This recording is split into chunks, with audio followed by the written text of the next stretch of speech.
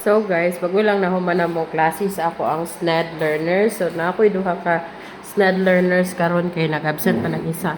So ingani ang aftermath sa mo ang area pag after sa mo klase. Grabe kaayo kagubot nga area kay na nila mga activities, ilahang portfolio, tas mo din ilahang gibuhat na activity karon nga adlaw then nag-spelling me. Nya ipakita na ako ang spelling sa ay ang score sa akong isa ka student at sa akong tampunan niya ngalan. Okay. Kani siya naka 15/15 siya.